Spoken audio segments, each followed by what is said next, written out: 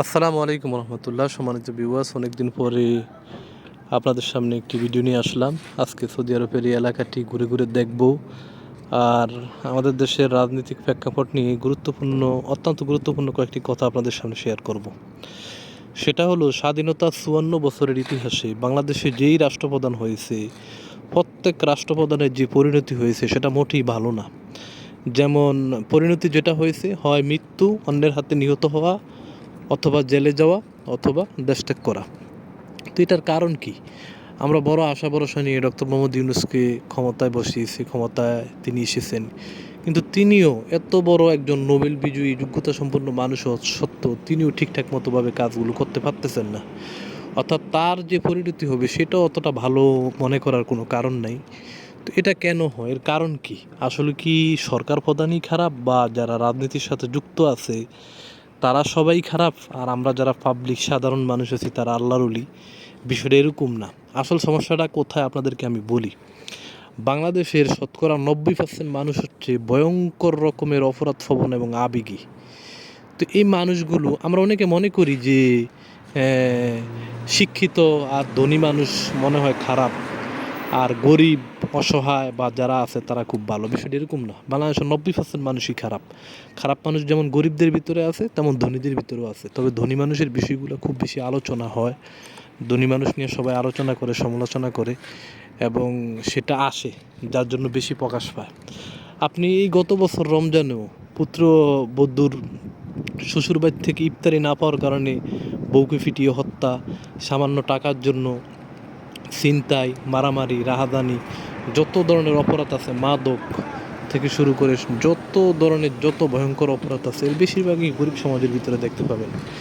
এটা বাংলাদেশের বাস্তবতা। টাকা আর ক্ষমতা মানুষকে ভালো অথবা খারাপ বানায় না। একটা জিনিস মনে রাখবেন, টাকা আর ক্ষমতা মানুষকে ভালো অথবা খারাপ বানায় না। টাকার ক্ষমতা মানুষের ভিতরে থাকা চরিত্রকে সামনে নিয়ে আসে। একটা অসহায় মানুষ, সে আগে কিছু ছিল না, হঠাৎ তাকে ১-২ কোটি টাকা দেন এবং একটা চেয়ার পদ পদবি দিয়ে দেন, দেখবেন সম্পূর্ণ তার ভিতরে যে কুৎসিত মানসিকতা আছে, ভালো হোক সে খারাপ হোক, সেটা সমাজের সামনে প্রকাশ পাবে। এটি বাস্তবতা। এখন আসল কথা বলি, যেমন আমাদের দেশে, ওই যে আপনাকে বললাম যে 90% মানুষ হচ্ছে আবেগী আর অপরাধ প্রবণ। তো এখন আপনাকে একজন কাবা শরীফের ইমাম সাহেবকে ধরুন রাষ্ট্রপ্রধান বানানো হয়েছে। এখন বাংলাদেশে যে সরকারি ক্ষমতা আসুক না কেন, বাংলাদেশে প্রায় ১,০০০-এর মতো বিচার বহির্ভূত হত্যাকাণ্ড প্রতি বছর এটা হয়ে থাকে।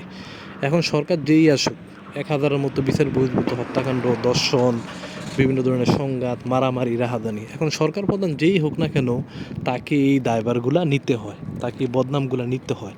আবার সরকার পরিচালনা করতে গেলে একটা বিশাল জনগোষ্ঠীর দরকার হয়। তো এখন সে যাকেই বিশ্বাস করে দায়িত্ব দিবে, ওই যে ১০০ জনের ভিতরে ৯০ জন খারাপ।